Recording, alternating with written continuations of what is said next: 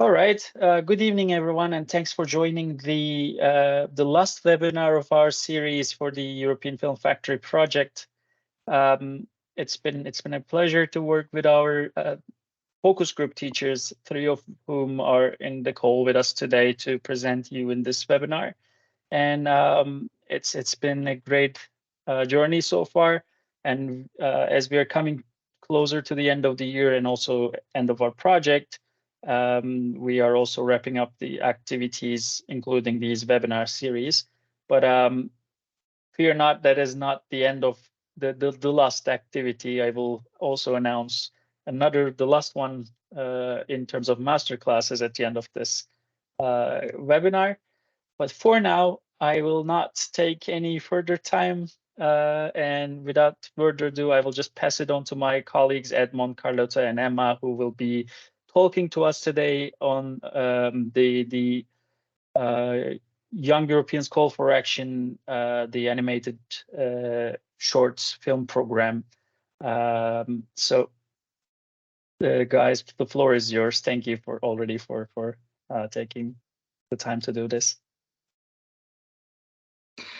Thank you, Eray. I will start also this presentation. My name is Carlota Cucuzza, and so I will start the presentation by giving you some general information about these 6 animation short films in this program called Young Europeans Call for Action, an Animated Journey.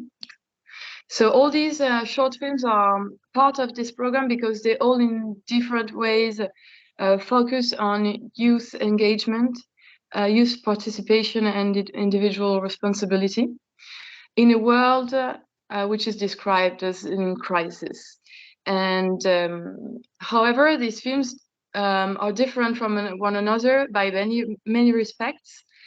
First, the animation techniques that are used, the stories they tell, their tone, and the historical context in which they are set. The total duration of the program is 54 minutes, but you should bear in mind that the films can be shown and studied in class separately or as a whole. So each teacher chooses the approach that suits him or her best. Let's start with the first short film, Only a Child, which is a peculiar short film because it has been created by 20 different animation directors under the artistic direction of a Swiss director, Simone Giampaolo. And so what is it about? The film's title is taken from a famous speech given in 1992, so 30 years ago, by a young environment activist, a Canadian activist, who is called Seven Cooley Suzuki, and who gave the speech at the age of 12 at the United Nations Earth Summit in Rio de Janeiro. And the 20 directors who participated in this project interpreted her words on climate change and gave shape and color to her speech. So from a technical point of view, it's called an omnibus film because it combines different techniques chosen by the different directors in their scenes. So we have traditional animation, digital, stop motion techniques. And this film received different prestigious nominations, for example, a BAFTA nomination, an Academy Award nomination, and it echoes with environment questions which are central today. The second film is Magda. It's a short film directed by Adela Kaczmarek in 2022. And this film tells the true story of a Polish woman who is called Magdalena Grodzka-Guskowska, who was only 15 years old in 1940 during World War II. And the film shows how she joined the resistance, the Polish resistance, and helped a group of pilots cross the border by losing the Gestapo in the mountains because she was a talented skier. And this film alternates scenes with recent filmed interviews with an 80-year-old Magda and 2D animation scenes showing her role during the war. Then Saigon-sur-Marne was directed by a French director, Aude Lepage, in 2019. And it's a combination of traditional and digital 2D animation. This film tells the story of the director's grandparents.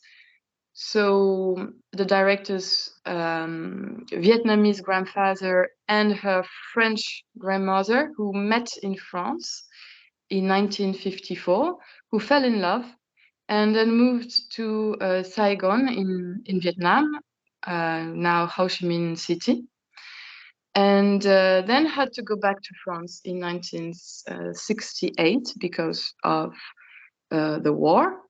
And this film shows how they both had to adapt to very different cultures, how they both experienced prejudice, racism, and exile. And like the previous two films, the viewer listens to the real voices of the main characters of the story, which are interviewed by the director, so their granddaughter. Then Migrants. So Migrants is a 3D short film directed by different directors, Hugo Cabille, Antoine Duprier, Aubin Cubiac, et Lucas Lermite Zoé Devise, and was released in France in 2020. In this film, two polar bears, a mother and her cub, are forced into exile because of the melting of their pack ice, and they end up in a tropical zone with where they meet hostile brown bears. So I won't spoil the ending, but it's like the previous one. It's also a film about rejection, racism, and how to find ways to coexist.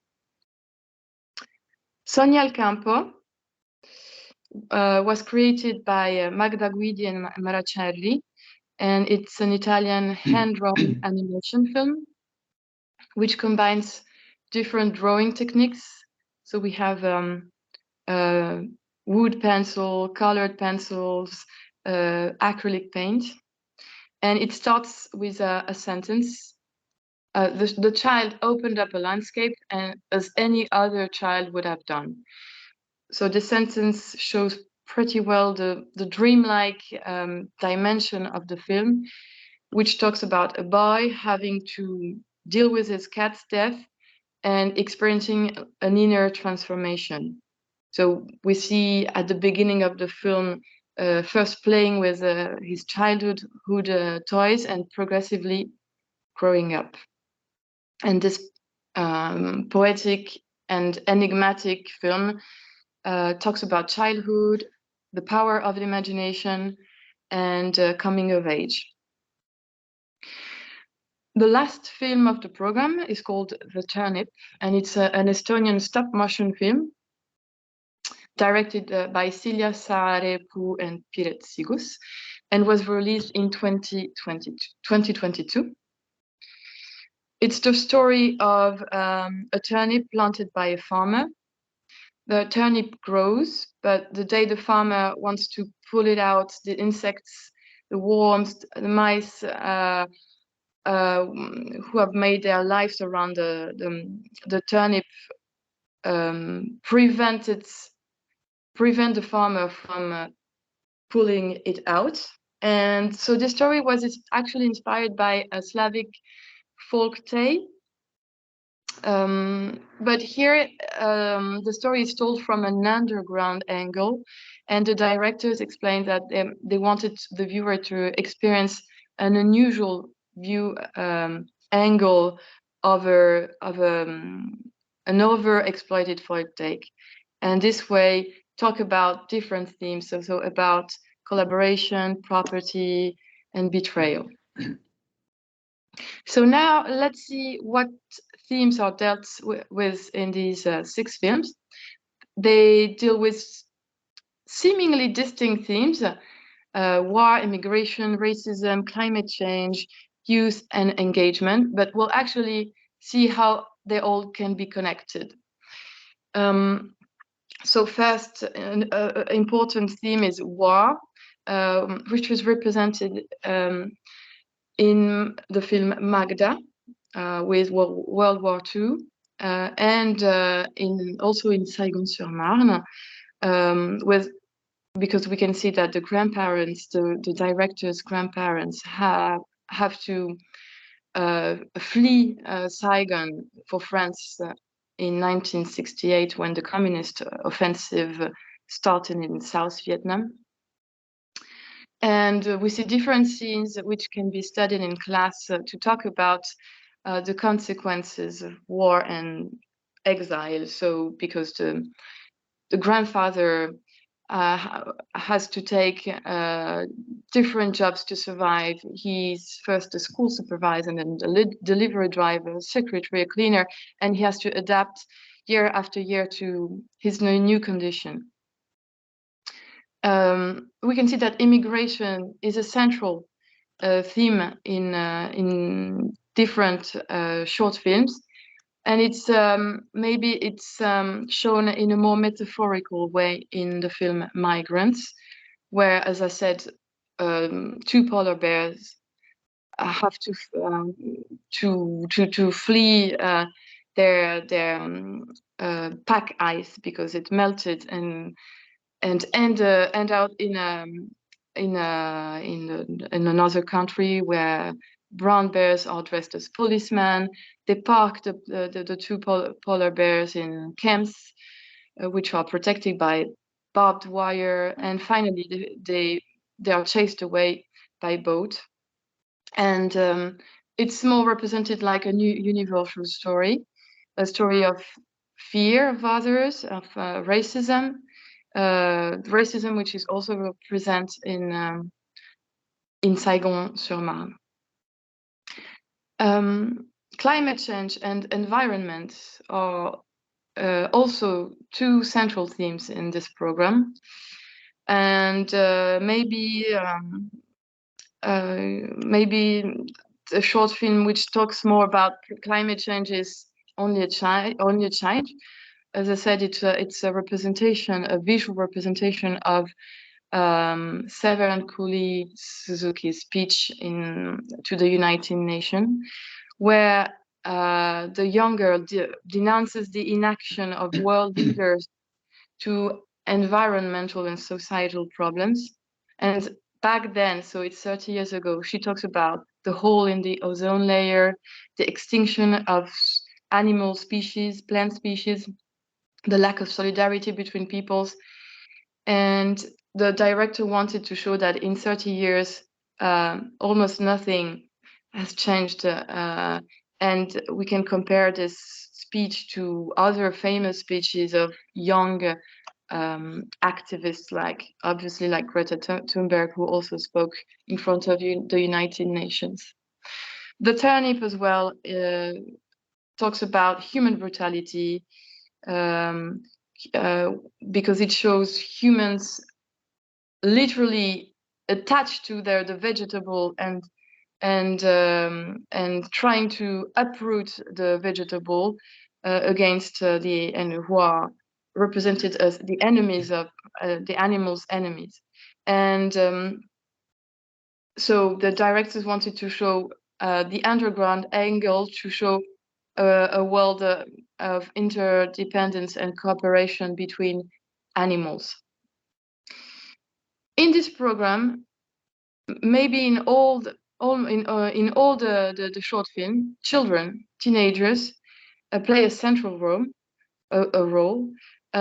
It's the world of childhood is primarily a world of dreams, which are represented in Sonia el Campo. So Sonia el Campo shows childhood's world made of manga characters, toys, but very soon the child is confronted with the darkness of the world and has to learn how to deal with death and also with coming of age.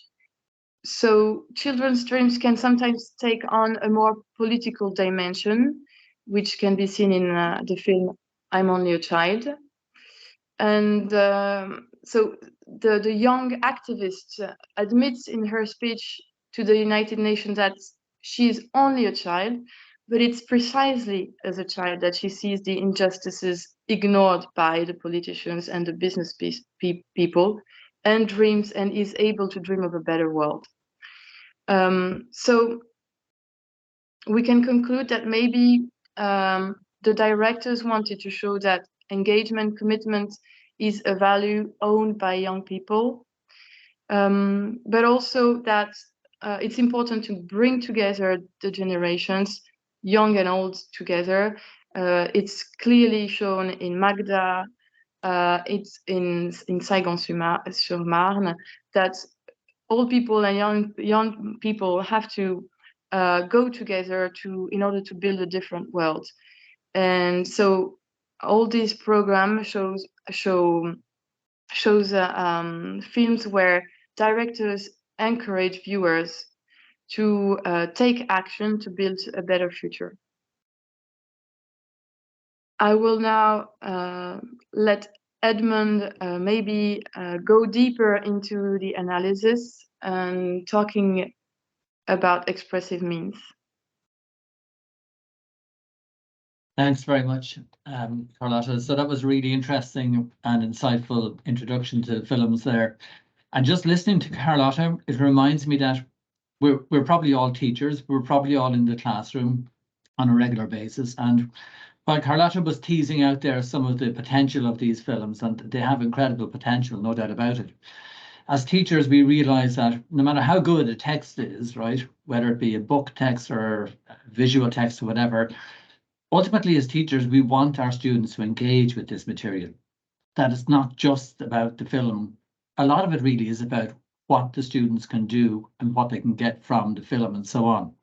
So my first slide there is just to highlight the fact that, I mean, a director obviously would have a certain way of seeing the world, and through his or her film, they are sharing that perspective with us. And they share it in different ways, as Carlotta pointed out. So there are many, many different approaches here. I mean, you could take a myriad of different pathways into a film, and sometimes that can be quite confusing for students. So certainly in my own practice, I like to limit the number of pathways that I open up and then give the students an opportunity to explore those and maybe then invite them to come up with their own viewpoints, their own ways of seeing. So one way I would do it is I talk about soundscape, and on the platform I have created 3 or 4 little extracts of sound, which I'm not going to play for you now, but what they show is, for example, in Only a Child, you hear the sound of children playing in a playground or whatever. You hear the sound of animals like in a jungle or a forest or whatever, and then all of those sounds are almost obliterated by the roar of a jet engine. And then the visual shows the jet engine in stop motion animation descend down from the sky and so on. And as Carlotta said, the film proceeds then to analyze the problems with our world in terms of pollution and violence and so on. So this is all very gripping material, but we have to, as teachers, be prepared to ask the students some maybe initial questions, like the what questions. But we can go deeper than that as well. So I love to play some of these sounds without the visual and to ask the students, when you hear this particular sound, like, what can you see? Like, what does the sound actually make you see in your mind? And then the students, of course, will contribute to the discussion, and that's very important that we hear their voices. And then the question, of course, is, well, why? Why these particular sounds? I mean, the director has made a lot of choices here. Why do you think? And it's great to get different opinions from the students you know, that the director is trying to persuade us to do this or persuade us to believe this point and so on. And often you'll get an argument going about that in the classroom, a bit of a discussion, which again, I think is a very healthy thing. At a personal level then as well, of course, we have to ask the students, you know, when you hear the sound or when you see the opening scene of a film, like what thoughts would it instill in you? Like, does it connect with you? Does it resonate with you in any way? And of course, we have to do this in a very sensitive way, because we know our students bring into the classroom so many different experiences, many of them, of course, extremely positive, but some of them are probably dealing with difficult and maybe darker experiences as well. And then maybe if they feel they can trust, that there's a sense of trust with their teacher in the classroom and with the other students in the classroom, you know, maybe some students will open up and talk about the type of feelings that the opening scene or the opening soundscape instills in them. Another interesting question is then, you know, from the opening, we'd say 30 seconds of the film, what kind of expectations does it build in you? What type of movie do you think this is going to be? Or what type of message do you think the director may be directing us towards? And then it's lovely to do, because as Carlotta said, the whole program is 54 minutes. So it's up to you. You could pick 1 or 2 or 3 films from the program and select those for analysis. But I'd like to compare, say, the opening scene of Magda, where you have examples of diegetic and non-diegetic sounds. And then to bounce that off the opening of Migrants, where again there is actually a piano piece of music playing, as there was in the other films as well. And you can ask the students, well, why piano music? Why is that so prevalent in these movies and so on? And to hear their views about, you know, why is it that these directors all seem to be using piano music at the opening of the sequence. Okay, all right, we can go on to the next slide. Thank you. So obviously it's a visual form film. So of course we're going to talk about the visual imagery in the film. And again, I would often remind my students, if they need reminding, that it's not just about seeing a film. It's not just about sitting there for 20 minutes or 10 minutes or 40 minutes and just viewing something. Of course, our students are seeing the film, but as teachers, we're trying to go a little bit deeper in that. We want them to try to see into the film, to ask questions of the film and so on. And ultimately, I suppose, we're asking our students to see into themselves. I mean, what are their own viewpoints about some of the themes that might emerge? So, for example, in Only a Child, it's the most beautiful film, but in other ways, a very haunting film that certainly has stayed with me for many months since I've seen it first. And I'm sure with some of your students, it's a film that they will not forget too quickly, because it's very, very poignant, very, very powerful. I just have some screenshots there where the voiceover mentions about the pollution of our seas and so on. And in that sequence there, you see all of these bottles, discarded bottles, drifting on a darkened sea and so on. And then as the shot progresses, the director has a number of children on this kind of flimsy wooden float, almost a boat, some kind of a boat construction. And there they are, just floating, you know, aimlessly with the tide, surrounded by all of this waste and the discarded rubbish and so on. A really powerful scene. And then it cuts to different children around the world. So we end up in the favelas in Brazil. And again, you can see that the coloration there of the child and the clothing that the child is wearing, linking that child with another child in the Middle East, of course, which is very current at the moment, you know, among the ruins of a building that has been blasted from bombs and so on. So really powerful visual images going on there. And it's great, I think, and I'm sure a lot of you would do this, to, you know, screenshot, just to freeze some of these images, screenshot them, and, you know, just to spend a little bit of time teasing out what's going on in the frame there. You know, why has the director included, you know, a particular color, particular building? Is it a mid shot, long shot? All of that discussion can go on, which gets going really interesting analysis of the film. So ultimately then we're saying to the students, look, the director, of course he had a team, or she had a team in mind, right? So apart from the sound and how that can create and sustain a team, and apart from the visual imagery, which obviously is very powerful in creating and sustaining and nurturing a certain team and so on. I mean, what other techniques would a director use, or could a director use, to develop a team? Now, there are so many of them, but I usually would select 1 or 2 or 3 and see where that leads the students. So we could talk about the voiceover, maybe the tone of the voiceover, whether it's indignant or anxious or hopeful and so on. We could look again at the choice of shot. I mean, why did the director, use the close-up shot? So it's important that the students can recognize, first of all, the type of shot, but that's only the starting point, really. So ultimately, we want them to tease out what's the function. I mean, what is the purpose of this particular shot? Why is the director doing it? And it all kind of goes back to the theme. He's trying to, or she's trying to get across a particular message. And it's up to you then, when you encounter that particular message, whether you want to agree with it, whether you want to vehemently disagree with it, or whether you're somewhere in the middle. The next slide, please, Ere. Of course, look, it is a film. So, and these are animated films. So yes, of course, we're going to talk about the different types of animation. And again, rather than, give a lecture to the students about the different types of animation, I find it's much more effective just to take some screenshots from the film and just to ask the students, what do they note about the differences between the different types of shot here. So some students, and some of them would be quite well informed, and some of them, do watch movies and so on.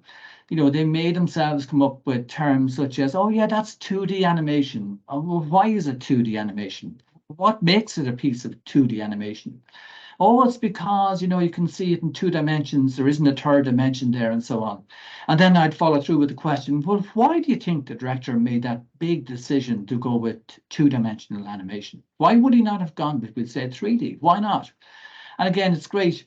You're planting ideas in their heads, and then you want them to expand on those ideas and so on, which not only for film studies, but for their other studies in poetry, literature, drama, and so on. It's so important that the students develop the skill of expanding on their point and not just write down their point and leave it there. They have to expand on it and explore it and so on. So the kind of skills they're going to develop here are definitely skills that can apply to many aspects of their course. Okay, Erin. Just one more there then. Just to go back briefly then to the variety of shots. And again, I mentioned that it's great to, get a few stills, and maybe if you had a color printer, even to print off a few of those stills. But I'm just saying to you here, and I'm sure you're aware of this yourself, the starting point is for the students to identify, oh yeah, that's a close-up shot, or that's a mid shot, or that's a long shot, or that's an establishing shot, or whatever it is. And that's great, right? But the really interesting material comes when students try to suggest, well, why? Why is that shot there on the top left-hand corner? Why a long shot at that particular point? What has the director included in that frame there? You can see the one at the top right at 1 o'clock there. And Carlotta did mention about the barbed wire as part of the setting of that film, Migrants there. And you can see the way the bears have been backed up against the wire and so on. So it's obvious that they feel threatened at that point. You can almost see it in the facial expression, which is very hard to do, in fact, with that kind of soft textured face of the bear, but the directors seem to do it very well. Actually, on that shot there, when I was discussing it with my class, a student put up their hand and they mentioned something that I didn't see, which is always very satisfying in the actual shot. And they suggested that just on the ground level there, where you see grass or you see some kind of vegetation, and then it's just brown, like clay if you want. And now I didn't see this, but the student was suggesting that maybe it's clay at that point, because this possibly has happened before on many occasions, that these are not the first pairing of bears that have been backed up at that particular location, and that because it had happened maybe over many weeks, maybe over many months, that the vegetation there had been worn away from bears, like digging their heels in and so on into the actual landscape there. So again, a really interesting and imaginative interpretation of the actual still there itself. So again, I would say play around with these ideas, give the students plenty of space, to come up with their own interpretations, to share their way of seeing things, because obviously it's not just about what the director sees, I mean, that's the stimulus material, that's the starting point. But as a teacher, I really want to know, what do students see when they think about these themes? How do they engage with these themes? And how can they resonate maybe with things that are going on in their own lives? Okay, Eric, just one more from me. Actually, before I go on to the last one, again, this slide here, I've used this one in class and it gets great discussion going. So, you tease it out from the kids, what type of shot is this? And, eventually they will come up with, oh yeah, the camera was down quite low there because it's looking up towards that character's face there. And what's that character holding in, between his finger and his thumb there? And again, in the film, they'll see it's a child. So metaphorically, as Carlotta mentioned, so metaphorically, what's going on there? What is the director trying to say? Is he saying that, very tall people eat children? Of course he's not saying that. So what is he saying? And then, they'll link back this particular screenshot with, features of the film where there's discussions around power and the abuse of power and the way in which children can often be the victims of the abuse of power. So that one has worked really well, and it's a very gripping, again, very powerful piece of animation there. And then the next one, please, Ira. Again, this one has gotten so much debate going with my students, like again, I'd leave it up to themselves. I'm not going to start pointing out anything in the film, but I'd say, well, what do you see there, And they tell me what they see. Why did the director include the child? Why the tree above the child? What's in the background there in the center? Oh, it's the sun. Yeah. Why did he put the sun there? Do you notice anything about the sun? What about the direction of the smoke that seems to be billowing there from the left-hand side? Is it going towards the child? Why did the director not have the smoke going in the opposite direction and so on? And you get a really interesting discussion going there. And then the coloration. Why is it so much like, dark browns, oranges, and yellows? Why are they the primary colors in this particular shot? Okay, Eric, just push on then. My last slide, and then I'm going to hand over to Emma. So with the activities, as you probably are aware, in each of the kits for each of the films, right, that are on the platform, the teachers have created a kit. Now, the kits are there as a guide, I suppose. It obviously doesn't mean that you have to follow everything that's in the kit, that you could have a read through it and decide, yes, this activity will work with my particular class. This activity, it won't work, or maybe I have to tweak it a little bit or change it around a little bit. So they really are just suggestions. And the slide I want to talk about, and then Emma's going to take you through a few more, would be just to emphasize, from my point of view, again, as a teacher, I really do want my students to enjoy film. These students watching these films are probably going to be aged between maybe 11 and 13. And I want them, obviously, I love film, as we all do. And I'm trying to impart some of that excitement that I would have about film into my students. So to do that, I think it's important that my starting point is, well, again, what did you like? Did you like that film? What did you dislike about the film? Was there anything in that short film that you found confusing, or maybe that surprised you or shocked you or whatever? And again, it's giving them a space where they know that I value their interpretation. It's not just about the film on the screen. It's also very much about what their thoughts are, what their feelings are, and so on. So it's almost as if there's a film on the screen, and you know what? There's another drama unfolding within the classroom as discussion develops. And then I'd move on and I could ask about, a group discussion about, 2D, 3D stop animation. Again, things about costumes, things about the camera angles and so on. And they love to be heard and to share their views in that. And again, it's all about the director making these decisions. And I'm trying to get my students to understand, can you suggest, why did the director make these particular decisions?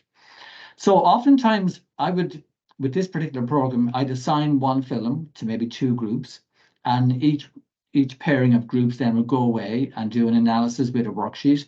And we have the sample worksheet on the platform where there are sample questions, kind of stimulus material, if you want, or scaffolding material to help the students kind of break down different elements of the film. And then I would encourage them to feed back to the group. And, good practice, of course, in teaching is that there's not just one way for students to be assessed, if you want, or to give back what they've learned. So I'd often give them a variety of different formats that they can present their analysis on. So it might be that they create a poster, or that they write a review of what they've seen, or they conduct an interview with a character who was in the film, or that they stand up and they make an oral presentation to the class. And then finally, if it's a class that seem to be particularly taken and seem to really enjoy what we're doing, we would have a fourth step. where we would ask the students then, to illustrate their understanding, their learning and their engagement and so on, and to showcase it with a kind of a Q&A answer, question and answer session, where they stand up in front of others and they can use a PowerPoint or whatever, they can present their findings, their analysis. And then students are, encouraged to ask questions of these students who are at the top of the room, almost as if they were the directors, and ask them questions about what they found. So that's where I'm going to conclude, but I'm delighted now to hand over to Emma, who will take you through just some more activities that are on the platform. Emma. Thank you, Edmond. Yes, after this starter activity in the educational kit, you can find other 3 activities that are suggested for these movies. The second one you can see on the slide is entitled Let's Write a Script, and it's based on the importance of the script, because we know that is a very important part of the film nowadays, the script, although we must remember that the cinema, when it was born, was silent in its origins. However, some filmmakers still chose to make films today in which there is no sound. So it would be very interesting for the students to develop a plot. It's a very creative activity of digital storytelling connected to the movies, to the film, to the cinema. And so you can choose a film that there are no dialogues. And this activity, the students become script writers of these short animated films. The goal, of course, is that students can learn in this way the meaning of the script in a film, and to learn to write a short one to be recorded as an off voice. Students in this way will develop, will increase and enforce a critical framework and come to an aesthetic and cultural appreciation of the film itself. In this case, we can start this activity explaining to the student the different types of the scripts that are used today in filming, including what a storyboard is. So after we can show as a teacher the students the animated short films such as Sonia Campo or the Turnip, and then explain what the voiceover is in the film. Afterwards, we select a fragment of both short films using the European Film Factory tool to make extracts from the movie. And students can be divided in pairs or in groups of 4 or 3. And then we propose to them to write a script for those fragments as a voiceover for that fragment. For this, except from the movie. Then the students will record the written scripts, and the fragments will be played back with the voiceovers recorded by the students. It's a very good activity that stimulates the agency of the students, and they are put in the center of the lesson of the activity itself. We can move to the other slide. Thank you, Erai. Yes, activity number 3 from the kit is based on children's rights. As Carlotta has remembered before, this is the important movie Only a Child. They are all touching, but maybe this one is more than the others also because we always speak about environment to our students, about sustainable development goals, but in this case they can connect this theory with something real, something that happened in the reality, because as Carlotta reminded before, this movie is based on the younger Seven Kulis Suzuki, that at the age of 12 denounced in 1992 at the Summit of Environment and Development in Rio de Janeiro, the European National Summit, the danger of destruction of our planet and the need of environmental awareness. So as a teacher, when I'm a geography teacher and history teacher, and when I explain environment issues to my students, they always say, teacher, but what can we do for the environment? And I always say them that every one of us can say and do something for the environment. So in this way, a student can understand that can be activist, and they can do really something like Suzuki did. So this activity is based on introducing our students the figure of this girl by screening this short film, Only a Child. The student in pairs discuss the ecological and environmental issues that have been reflected in this short movie, and then relate these topics to the Sustainable Development Goals Agenda 2030, indicated their numbers. So this is a very good start point to explore the agenda and the 17 goals watching this movie, this short animated movie. We can go on with the last activity of the kit. Thank you.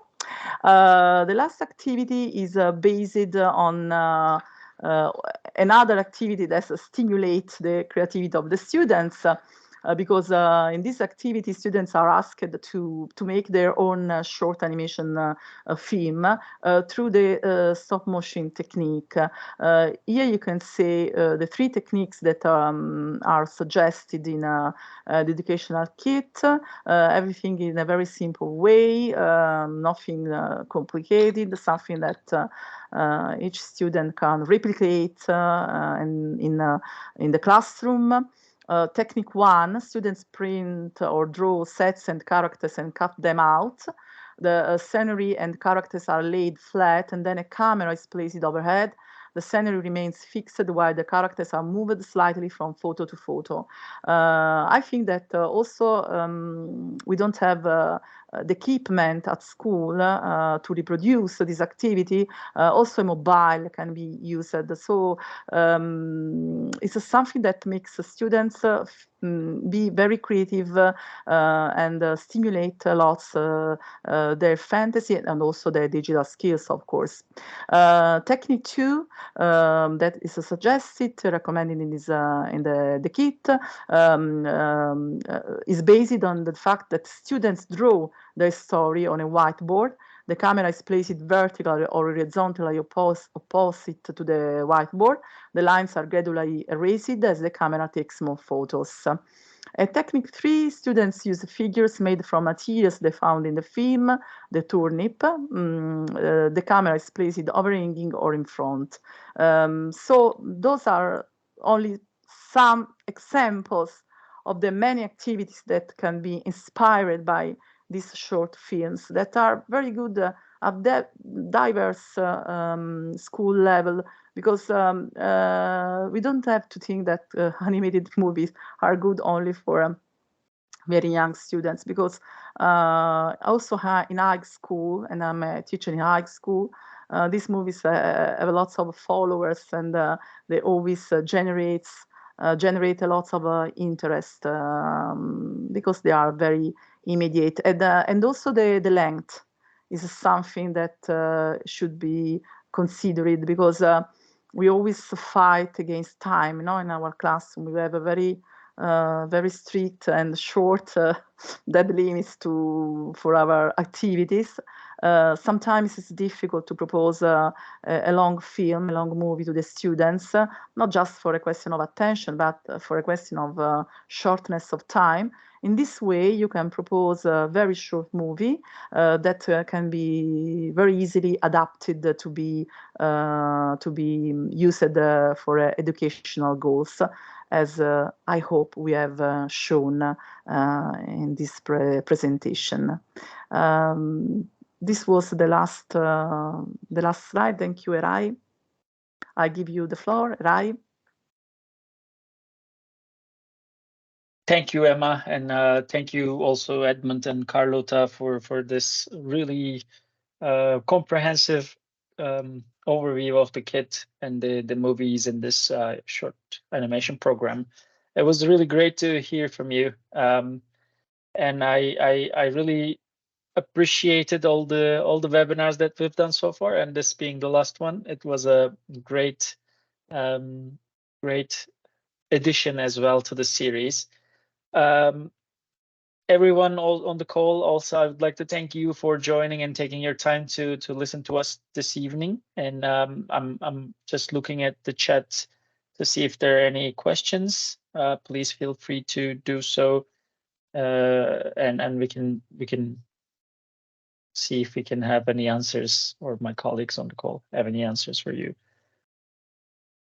And in the meanwhile, if you have any questions while you're writing, I am going to go back to that last announcement.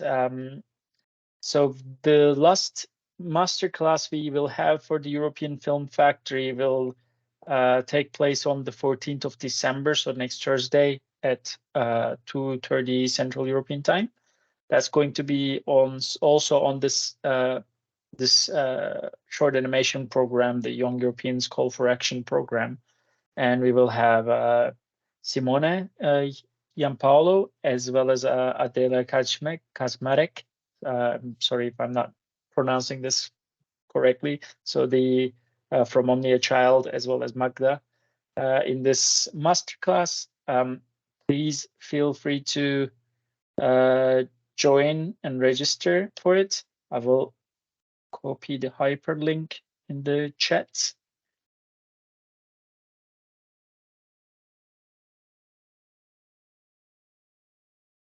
All right, there's the registration link for the masterclass.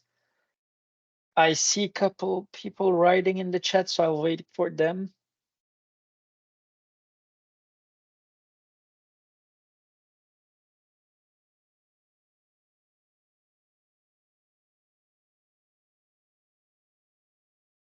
So I see Carlota wrote in the chat about the masterclass as well at the same time. Brilliant, thank you, Carlota.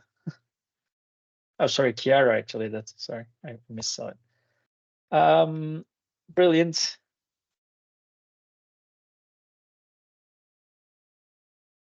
All right, some thank you messages. Thank you again. And with that note, I would like to conclude our evening. And if there's no other notes, I see Chiara is writing again. All right, just another thank you. All right, brilliant. Thank you very much, and have a great evening, everyone. Thanks, Sarah. Bye-bye, everybody. Bye bye. Thank you, everyone. Bye.